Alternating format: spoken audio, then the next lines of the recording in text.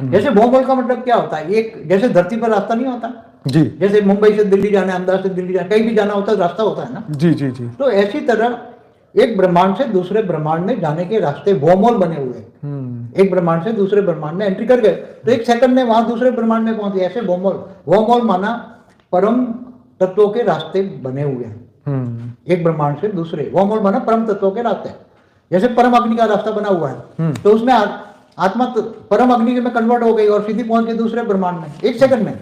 इस ब्रह्मांड से दूसरे ब्रह्मांड ऐसे पूरे ब्रह्मांड में घूम सकते हैं। तो वर्महोल पूरे महाब्रह्मांडों में, गैलेक्सियों में, यूनिवर्स में, पूरे ब्रह्मांडों में है। आप समझे ना।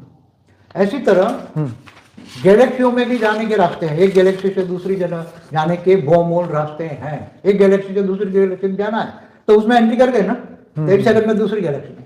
वो वर्महोल जो होते हैं वो परम लाइट के होते हैं। क्या? तो इन साधनों में नहीं आएंगे ना, दिखाई नहीं देंगे ना। परम तत्वों का वर्महोल या परम लाइट का वर्महोल तो ये कैमरे में, इनके साइंस के साधनों के कैमरे में नहीं आएंगे। उनके कैमरे में क्या आएगा? केवल सूर्य की रोशनी है तो सूर्य की अग्नि तत्वों की रोशनी ही जो दिखाई देती है।